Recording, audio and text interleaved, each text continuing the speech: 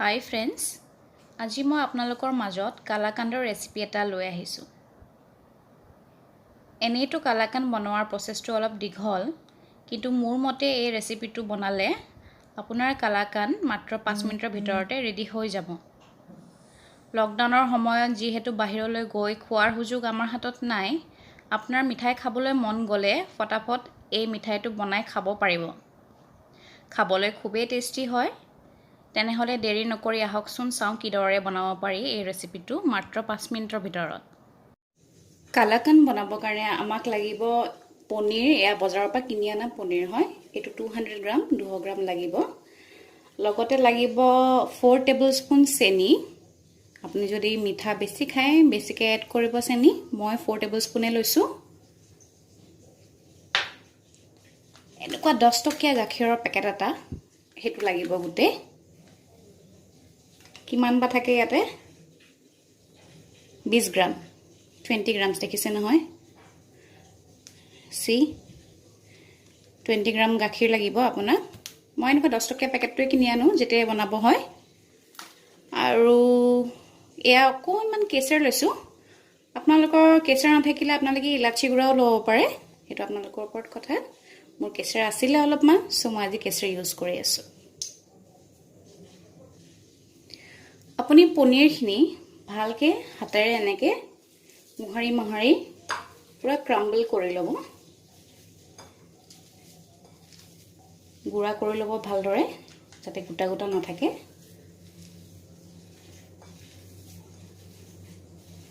আৰু এই কামটো আপুনি হাতেৰেই কৰিব, চামুচ ব্যৱহাৰ নকৰিব বা ব্লেণ্ডাৰতো নিদিব, হাতেৰেই কৰিব ট্ৰাই কৰিব।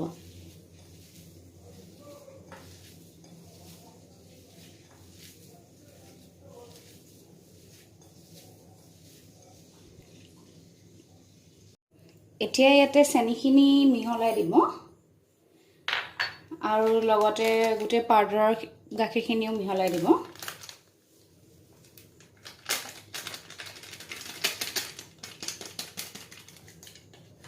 তাৰপিছত আকৌ ভালকৈ মিক্স কৰিব গোটেইখিনি বস্তু।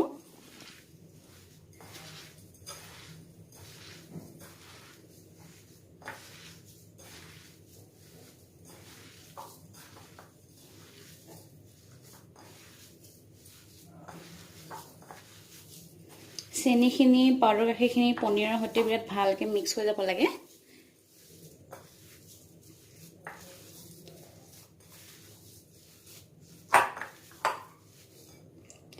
এতিয়া ইয়াতে কেশৰখিনি মই মিহলাই দিম।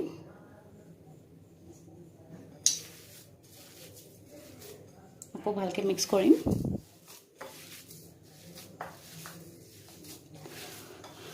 মোৰ ঘৰত মই এই ৰেচিপিটো এভৰি নেক্সট ডে বনাওঁ। মোৰ ঘৰত চবেই খাই বিৰাট ভাল পায় কালাকান্দ, চ' প্ৰায় বনায়ে থাকোঁ।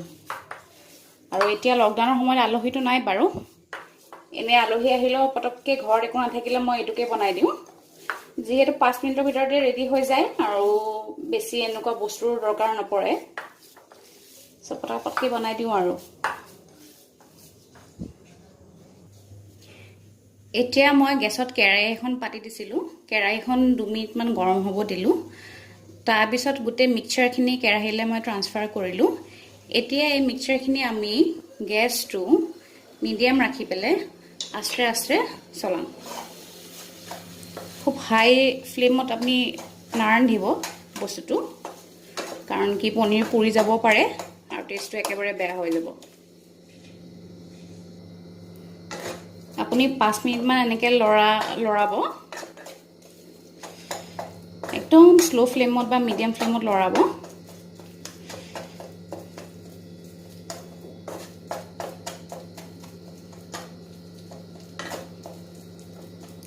চেনিৰ পৰা এটা পানী ওলাব, দেখিব গোটেই পনীৰখিনি অকণমান পাতল হৈ গৈছে। সেই চেনিৰ পানী নোহোৱালৈকে আমি মিক্সাৰটো জুইতে চলাই থাকিম আৰু বাছ সেইটোৱে ষ্টেপ আৰু।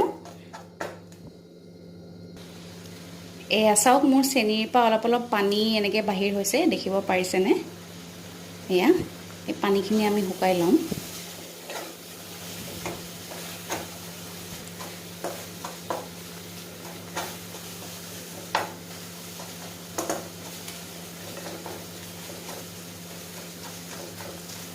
আপুনি কনষ্টেণ্টলি লৰাই থাকিব, লৰাই নাথাকিলে তলত লাগি যোৱাৰ ভয় থাকে।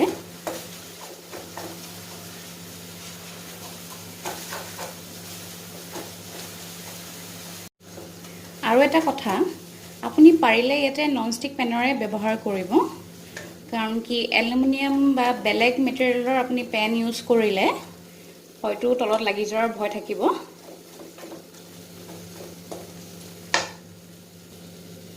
আমাৰ প্ৰায় পানীখিনি শুকাব লৈছে আৰু এয়া দেখিছে নহয়।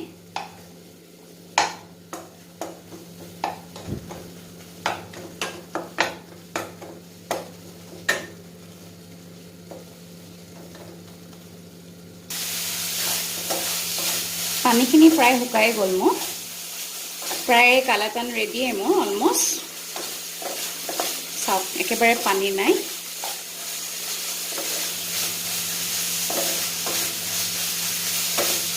এতিয়া কনচিষ্টেঞ্চিটো এনেকুৱাই হ'ব লাগিব, আপুনি পানী দেখা নাপাব, ইয়াতে পুৰা ড্ৰাই হৈ গৈছে।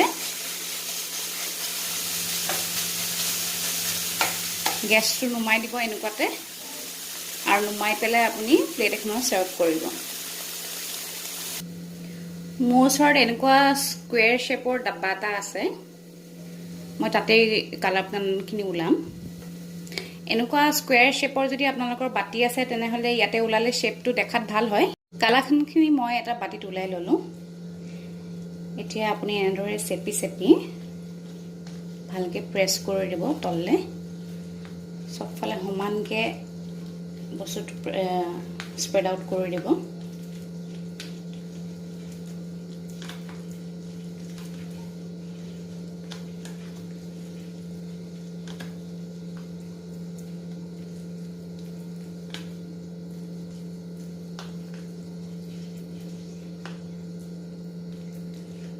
মই ইয়াতে কেশৰ দিছিলোঁ, গতিকে কালাৰটো দেখাত অকণমান ৰঙচুৱা হৈছে।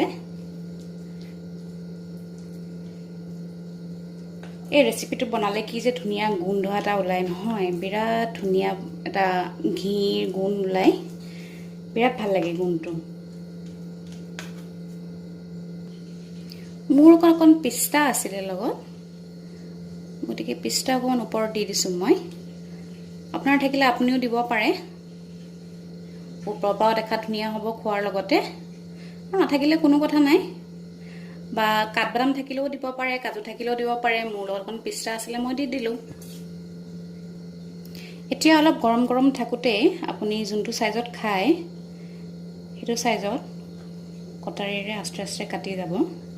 পিছত টান হৈ যোৱা গ'লে আপোনাৰ কাটিবলৈ অকণমান অসুবিধা হয়, আৰু বৰফিটো ভাঙি যোৱাৰো অকণ ভয় থাকে। এয়া চাওক মই কাটি ল'লোঁ।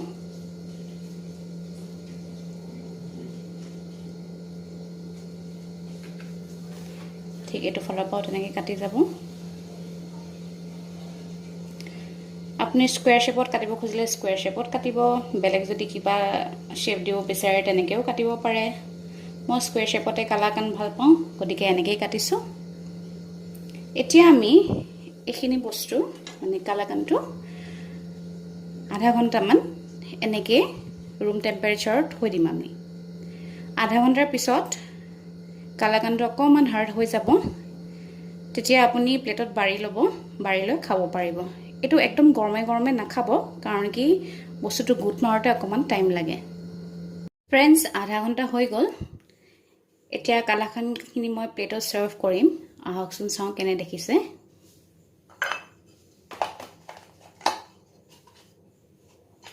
আস্তেকৈ ওলোটাই দিম, আৰু এয়া চাওক কি ধুনীয়া হৈছে নহয়নে?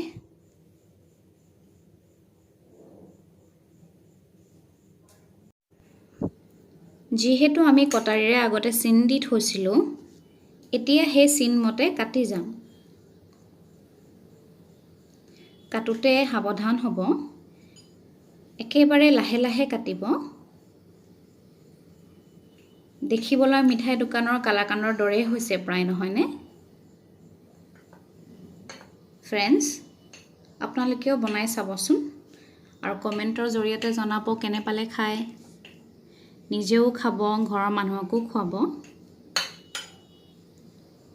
ফ্ৰেণ্ডছ, আৰু এটা ৰিকুৱেষ্ট, যদি মোৰ ৰেচিপিটো চাই ভাল লাগে তেনেহ'লে প্লিজ মোৰ চেনেলটো লাইক কৰি দিব, ভিডিঅ'টো শ্বেয়াৰ কৰিব আৰু সোঁহাতে থকা বেল আইকনটো দবাই মোৰ চেনেলটো ছাবস্ক্ৰাইব কৰি দিব।